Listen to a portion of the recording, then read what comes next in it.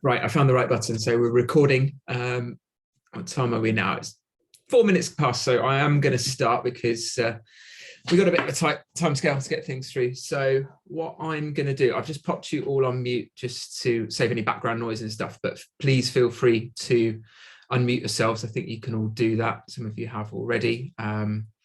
If you're on the camera, wave at me manically and I'll probably notice that you need unmuting if you want to say anything. I'm going to do 30 minutes of just talking to you a few different topics. We had a few different questions come through when people booked in, so I'll try and tackle those.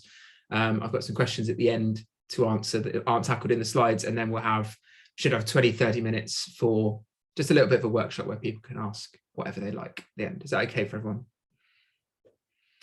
Cool. Okay, so for those of you who don't know me, and I guess a few of you do, I'm Tim.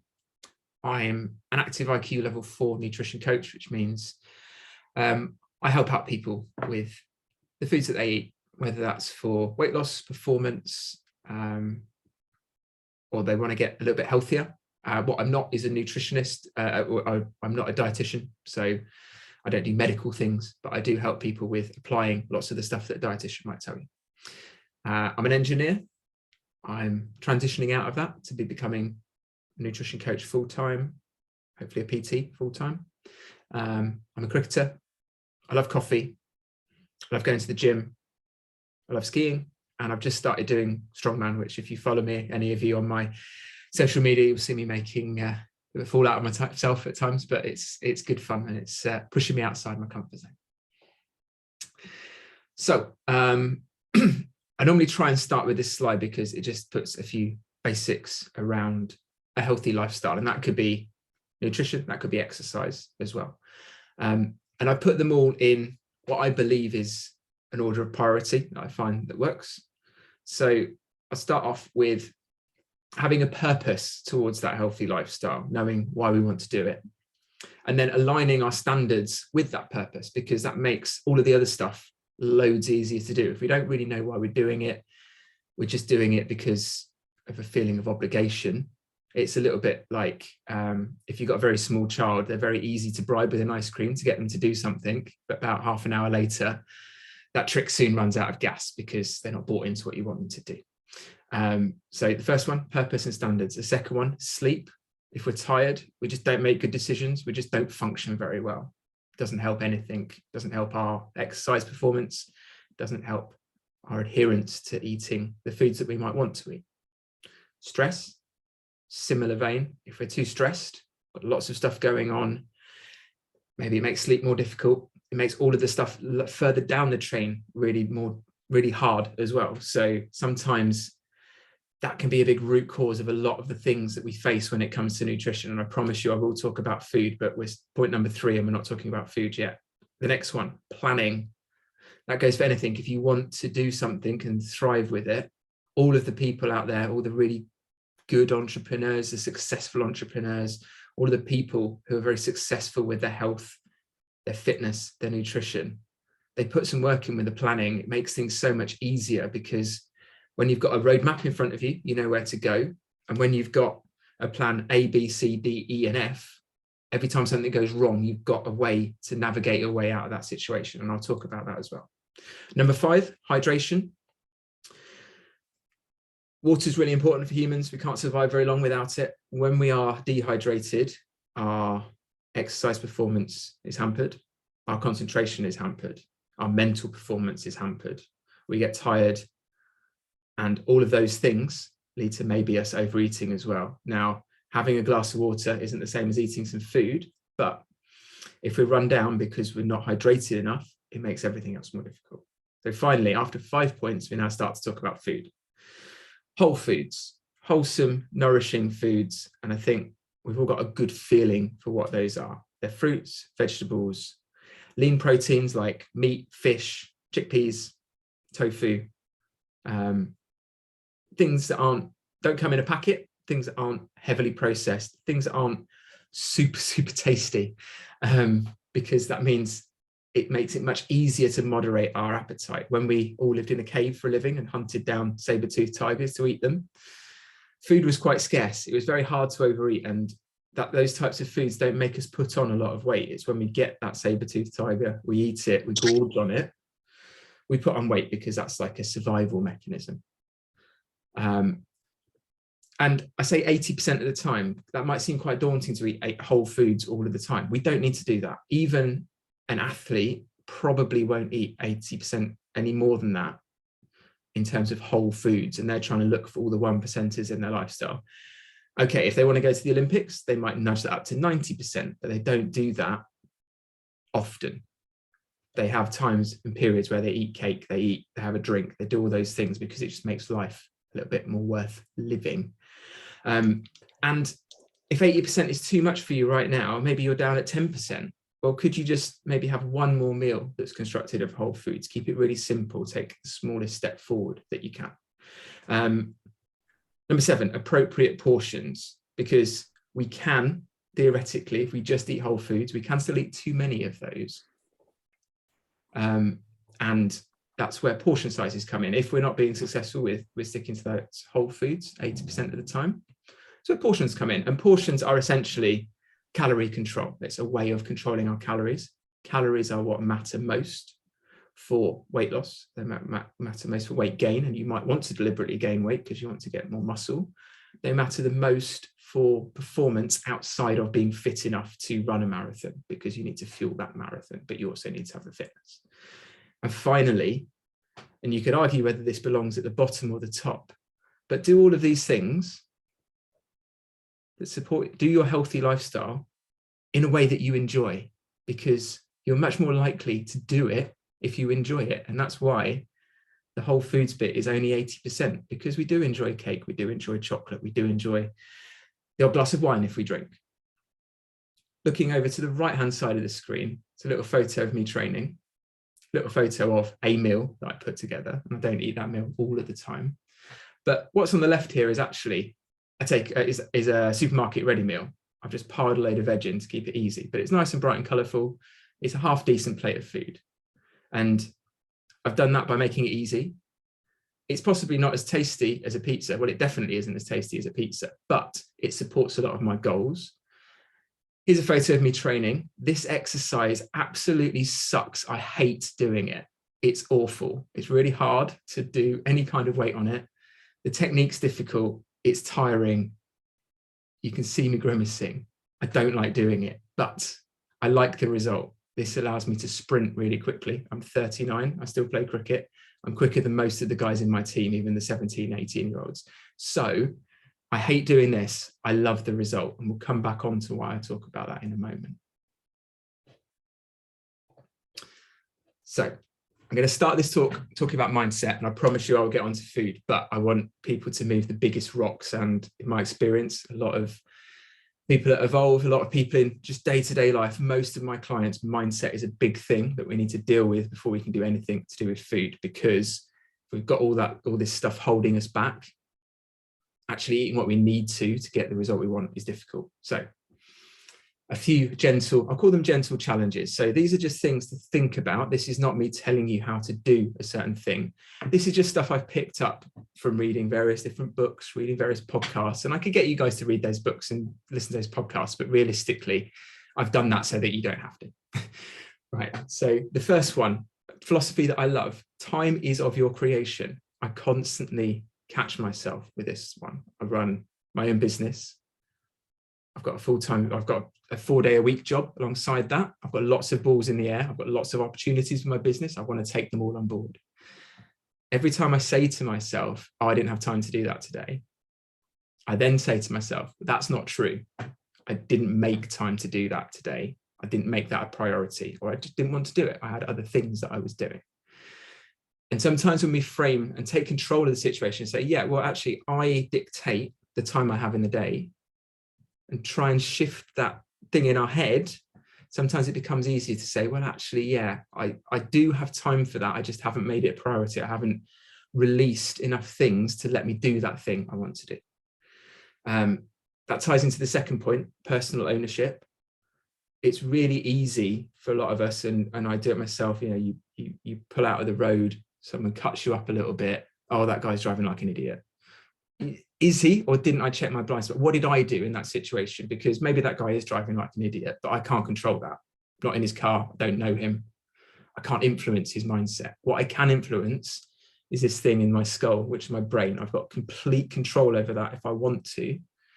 And so sometimes it can really help us to have a different view where we say, yeah, I'm not gonna blame other things. I'm going to try and find a way that I can take ownership of that situation. Say, yeah, what could I do differently the next time that happens? Because I can only control my behavior. Talked a little bit about having too many plates in the air. If we've got too much going on, like, it's very difficult to do an extra thing. So we need to make space to do the thing we want to do. Fit your own oxygen mask before helping others. I talked about this in the last workshop. I'll keep talking about it. Lots of us are caregivers. We're all ladies on the call. Ladies typically are definitely more so caregivers. That's partly societal, but that's partly just their nature, their maternal nature potentially. That's a great thing. It's awesome. I'm an only child. I love the fact that my mum has given me great care through my life, but she's had to make some sacrifices for that. And it can be really tempting to say, I'm going to look after everyone else, and then say, oh yeah, but my diet keeps sliding, or I just can't stick to this thing. Is that because you're taking too much on? Because if you're sat on that plane and the oxygen masks come down, you can help the child next to you, and then you stop breathing and you can't help anyone else. And that's where we might start to think, I need to look after number one. That's not selfish to look after number one, especially if I've got a health goal that I want to achieve. The next concept I want to talk about is delayed gratitude, which sounds a bit fancy. So I'm going to show you some pictures and talk about what that means. So there's two photos here, and I'm talking about a little bit about delayed gratitude and a little bit about the difference between motivation and purpose, which I alluded to on the first slide. Loads of people say to me, I just don't have any motivation. I need help with my motivation. My motivation isn't there. There's two people in this picture. Bottom left, you probably know, this is Homer. Homer is running the Springfield Marathon. Homer's probably about a mile into the Springfield Marathon, and all he could think of is his beer. If you offered him a beer right now, he'd stop. He wouldn't do the marathon. He just wants the beer. In the top is my buddy Chris and his two children. This is Brian, this is Blake. Chris loves sport. He's like me. He trains. Chris actually got me into fitness. He used to make me run up and down very steep hills at university, made me quite sick, but we bonded over that for some weird sort of male reason. But one of these guys is motivated to exercise. One of these guys has a purpose to exercise. Now, does anybody want to venture a guess? And this is fairly objective, but which one has the longer term, more valuable reward in terms of what they're doing with their exercise, just judging from the pictures?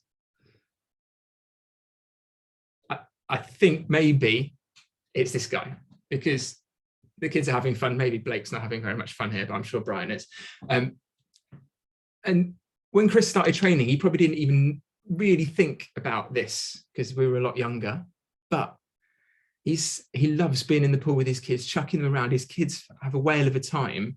And some guys can't do that. Some guys aren't fit enough to do that. And that's fine. Maybe they've got other priorities. But Chris has gone through some hard stuff with his training in his life. And he's got to the stage where he can do something really fun with his kids and is really rewarding. But he's had to wait a long time for that. And that's this concept of delayed gratitude. We've got to find a purpose behind what we do with our health and nutrition for us to stick to it in the long term, because it takes a long time. There are a lot of bumps in the road that come along. And there are a lot of times where someone's going to offer you the metaphorical beer a mile into the marathon, and you've got to have a really good reason to say no. And Homer hates running. He doesn't really want to be doing the marathon. He just wants to have the beer, and that's cool. But if Homer wants to get to where Chris is, he needs to have a reason to get there. I hope that kind of analogy works. I hope it's a more personal one than something maybe I could have shown you. So we're nearly there with the food front, I promise. But when you lack motivation, I just wrote down a few different ideas. And again, some of these might not resonate with you, and that's cool. But in my experience as a coach, quite often, some of these things are what leads to that feeling that I'm not motivated. Because sometimes actually, once we get started, we don't need any motivation because we're on the course, we're doing that thing. And maybe like you just start doing boot camp, you start to notice you're getting fitter. The motivation actually comes from actually doing it and seeing a result. And quite often that result is always rewarding. But when you lack motivation, did you already actually reach the goal that you've been striving for? Maybe you've got to the goal and you're still trying to do that same thing, but you've got there. So you've lost a bit of purpose. You don't have that future vision. Did you set the wrong goal? That's cool. We set wrong goals all the time. I've done so many different styles of working out. I'm currently doing strongman. I've just signed up to competition in September and I'm thinking, did I set the wrong goal there? Because some of the stuff I'm not going to be able to do, but it's cool. Like, we learn. So it's just saying, yeah, I set the wrong goal. That's cool. We make mistakes. We move on. Let's try something else. See if that's more motivating. Do you have a true purpose? That's my buddy, Chris. Are you making it easy? Are you setting up yourself for success? In my example at the start, where I've got that little plate of food I made, I've made that healthy meal easy because it's basically a supermarket takeaway. It took me 3 minutes to microwave it and it's quite nutritious. So there's an example. Are you making it attractive? Is the training and exercise and the food you're eating enjoyable? Because if you don't enjoy your food, you're not going to want to eat it. Simple as that. Are you trying to do too many things at once? By definition, if you've got more than one priority, it isn't a priority. And quite often we love to multitask, but when we're multitasking, we don't do a good job of a single thing. And perhaps women are better at juggling, maybe, but there's a lot of science and research around there that says no single human is very good at multitasking. Maybe men just show up, they're worse at it, perhaps.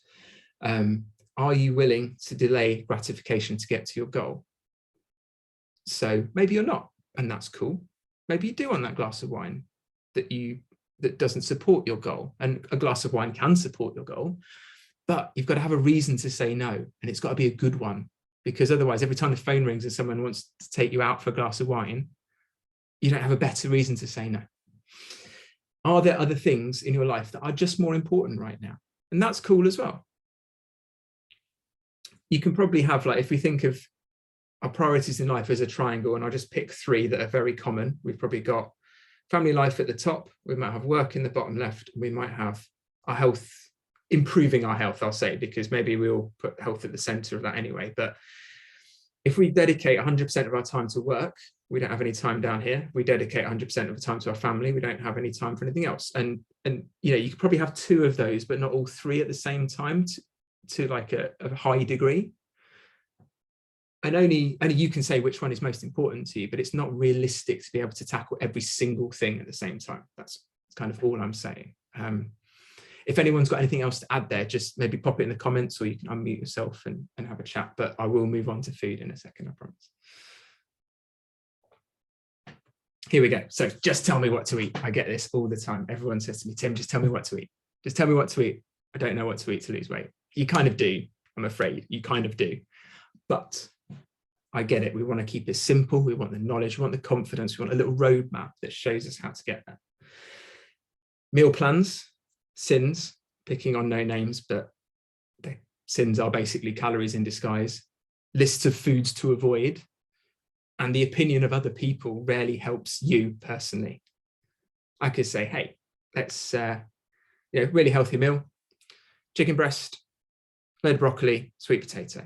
Well, I'm a vegetarian, I hate broccoli, and I really don't like sweet potato. It doesn't help you, does it? Like, maybe you love those foods, great. Successful diets and successful exercise regimes revolve around enjoyment. If you enjoy something, you don't need motivation to go and do it. And maybe I've already alluded to it, the foods that I enjoy are the ones that you might not. Even if I did give you a meal plan, a list of foods to eat, you might want to eat out now and then. You might want to have a big fat sandwich in Cornwall on your holiday. Like, that's cool as well. The freedom to feel that you can do that and still maintain where you're at, or even make progress with where you're at, comes from a little bit of knowledge. And we'll talk about that in a second. So I posted this in the WhatsApp group the other day, and I think a few people kind of resonated with it. I just started using it with my group coaching program that I do with a bunch of sportsmen. A few rugby players in there. They wouldn't mind me saying we've got to keep it simple for the rugby players. So I think hopefully this keeps it simple for them. They're bigger than me, so I wouldn't say that to them in person. But what we've got here is a way of building a relatively healthy plate. And this is looking at that 80% of the time. where we want to build a nutritious, wholesome plate of food. I would start in this kind of order. I'd say, right, I'm going to pick my protein source, things like beans, pulses, fish, eggs, meat, tofu, corn. If you're not sure, have a Google. If you're not sure about something in the cupboard, look at the back of the packet, see what it has the most of in there. The nutritional labels are really good in the UK. And then with half of my plate, I'm just going to fill it with vegetables. You can even put some fruits on there as well. Yeah, I don't mind what they are. Fill it up. That leaves us, by definition, a quarter of the plate left because we've filled up 3/4. That could be carbohydrates. That can be things like potatoes, oats, cereals, rice, pasta. And then right in the middle of our plate is a small amount of fats. So those might be oils, butters, cheeses, nuts. If one of your protein sources is something like salmon, is something like a ribeye steak with a nice juicy fat piece of fat marbling on it, you don't need to bother with the fat bit in the middle. The key element is that fat portion is small. It's like the size of your thumb, but it's essential because if we don't have that fat in our diet, we don't absorb all of the vitamins from our vegetables. It's good for your hormonal balance. It's essential for health. Protein is essential for health. Protein is the building block of everything: our hair, skin, nails, teeth, muscle, hormones. Carbohydrates we can kind of get away with, but they're there for energy and we need the fiber from them. So I would always say eat some carbohydrates in your diet, and it's just more enjoyable. Lots of the foods that are really tasty feature carbohydrates, which is why cutting them out kind of helps with weight loss, but it doesn't help in the long term. If in doubt, it's one that you use with the kids a lot. Either think, what would your favorite athlete eat? What would your favorite superhero eat? They're probably going to get in that kind of ripped state by eating something similar to this more often than not. Or they've taken a lot of prescription drugs, which is the other way that it's achieved. But that's none of us. A lot of people ask me about filling foods in the questionnaire. So here's an example. And the last time I presented this, I got a lot of questions of, oh, but I eat this and I don't eat that. This is just a guideline. This is just to give you some ideas. This is just to give you an idea of what might be more filling, what might be less filling, and just highlight maybe some blind spots. If you see that a banana is on the hungry foods list, don't panic if you eat bananas. You're not going to start getting ravenously hungry because you've had a banana, but maybe you might find an apple more filling. They're both good. It's okay. But I'll go down this list here. Top food for on a diet, potatoes. They are super filling. It's off the scale on the filling scale. And this is backed around some scientific research, by the way. These are not just made up numbers. Right, porridge is a really good one. Apples, beef, grapes. Cheese is really filling, but it comes under those fat sources. So yes, it's filling, but you don't need too much of it because it's quite calorific. But if you were to eat a whole block of cheese, you'd be pretty stuffed. Lentils, another one, high in fiber, high in protein. Things that aren't that filling, so just to be aware of, and quite often we find that foods that aren't very filling, we probably only have them in our mouth quite quickly. We maybe take 2 bites and it's gone, whereas foods that are really filling, we have to really chew down, and that also helps with this satiety, which is a feeling of fullness. Foods that make you hungry: sugar puffs, biscuits, bananas, potentially, cornflakes, Special K, white bread. White bread's okay, you can eat it. You might just be a bit more hungry if you eat it. Crisps, peanuts, donuts and croissants. But donuts and croissants are delicious, which is why they come in the hungry food, because they don't really fill up our stomach. They digest really quickly. They're really tasty. They don't take much chewing. They're really easy to overeat. Sorry, can I ask a question? Yes, of course. So I'm sure you said something about bananas, but I'm surprised to see bananas on the unhealthy list or the unfilling, because I think bananas are quite filling, and I thought they were also quite a healthy choice. They are a healthy choice. At no point, I would say none of these foods, even the ones on the right, are holistically unhealthy. There isn't a single food on the planet in my mind that is unhealthy, because they all have different benefits. If you find that bananas are quite filling for you, great. That's cool, because you've worked and that's really good that you've identified that's a food that fills you up. I love the fact that you've identified that. And arguably, if we look on the graph, bananas are at the top end of filling of the least filling foods, and least satisfying food is how they call it in this graphic. So they're just ideas, and finding out what works for you is really, Yeah, really sure. helpful. It's just like, in comparison, I would say a banana is way more filling than an apple. An apple might be satisfying in different ways because it's thirst quenching as well as a tasty snack. But I would certainly, if I wanted a filling snack, I would probably choose a banana, being aware it's double the calories of an apple, but over an apple.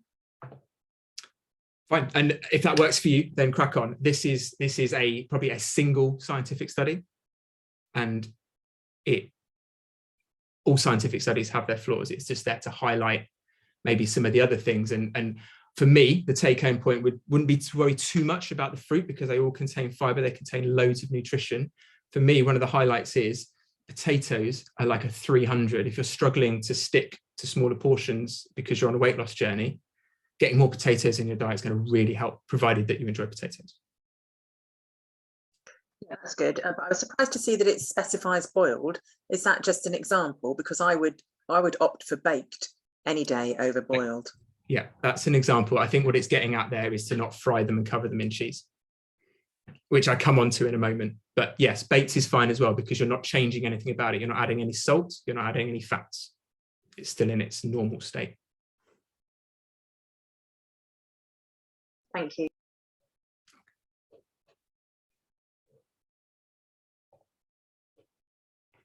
Right, so coming on to that, and we talked about a little bit about how you can change the states of foods and make them less filling.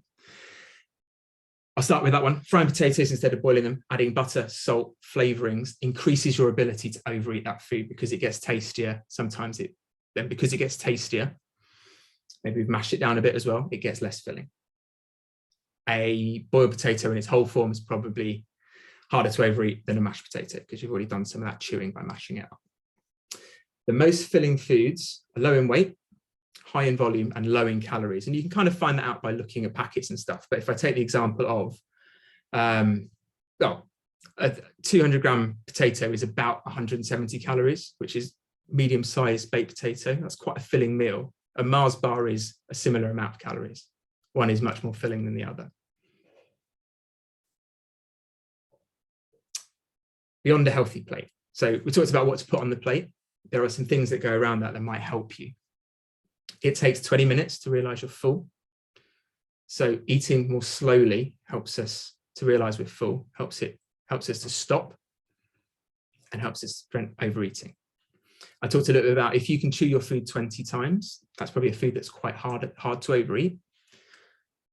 Chewing your food 20 times allows you to slow down, allows your appetite to tell you that you're full. Not multitasking, not eating in front of screens, phones, any other distractions. Company around the table is fine, having a chat. That's how we kind of evolved to live. But if we're at our desk eating a sandwich and doing our email, we're not doing a great job at either of them. We're not going to feel full. Sounds obvious, put your cutlery down between bites. That helps you slow down as well. I talked about the 80-20 rule already. So 80% of your meals, as we talked about that plate, 20% as whatever you like, within moderation. And some people panic about that moderation, but actually, if our plate of food is nice and nourishing, then it's much easier to moderate the tastiest stuff, because we're just full, we're thriving, we're feeling better about ourselves, and we're feeling more energetic and nourished.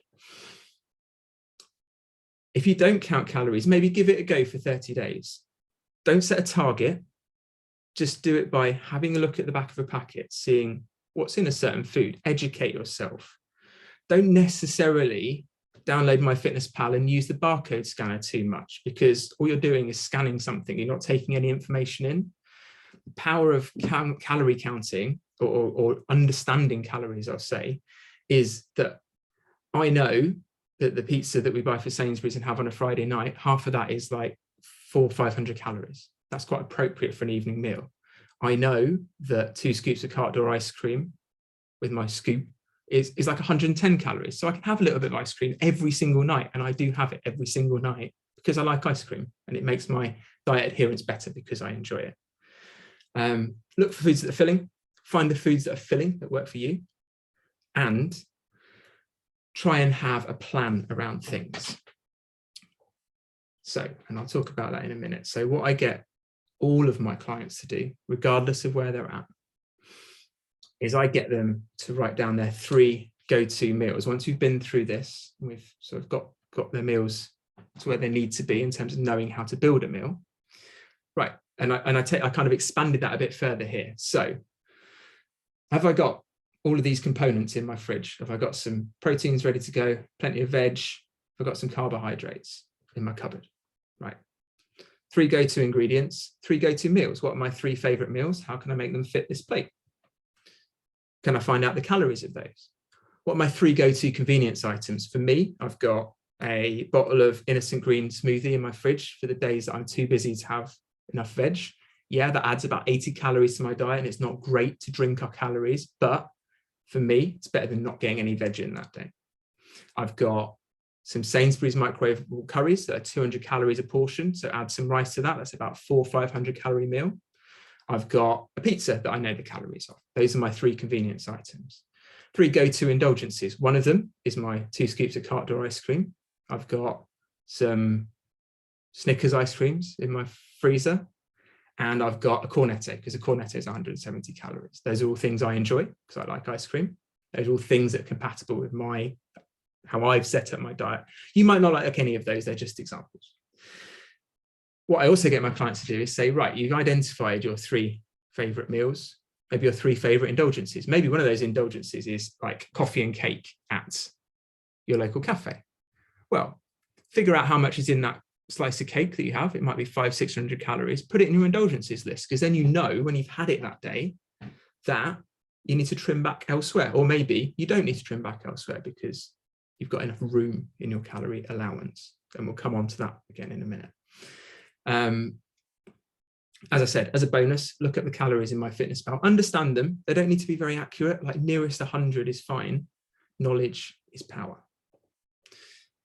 Right, before we go on to the questions, I have remembered that my Zoom call is going to run out in 3 minutes, but all we need to do is when it drops out is just dial back in using exactly the same dial-in details, and it'll let us join again. Is that okay for everyone?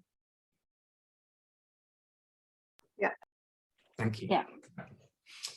Okay, so I just listed some first names against questions in case the people are on the call, I could ask them what they're doing.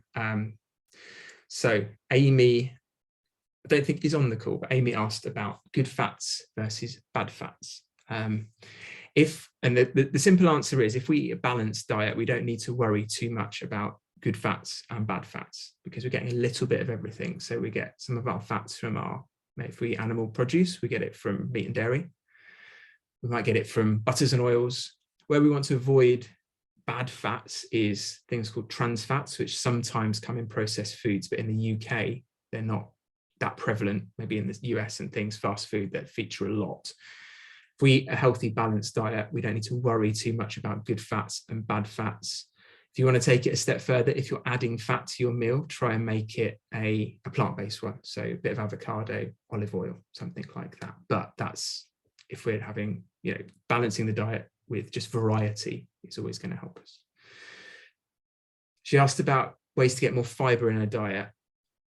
I wanted to ask Amy why, but she's not on the call. So in the slides which I'll share, there's a link to the NHS website which tells you all about fiber, but good sources, things like Weetabix, other high fiber cereals, granary bread, pulses, which is like chickpeas, beans, getting your 5 a day in terms of fruit and veg. Those are all great starts. With fiber, if you're increasing it, don't increase it too quickly because you'll get tummy trouble. Just chip away at it very slowly. Another minute. So Rachel asked, how many calories do I need per day? There is a really good little calorie calculator over on the Awesome Supplements website.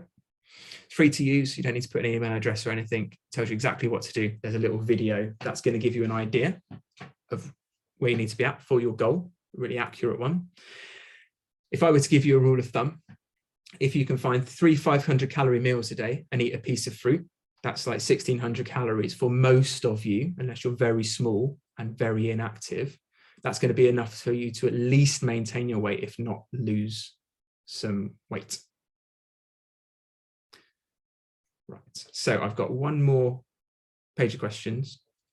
I'm going to wait until the call time's out. I'm going to do these next 2 questions and then we'll open up the floor to the Q&A.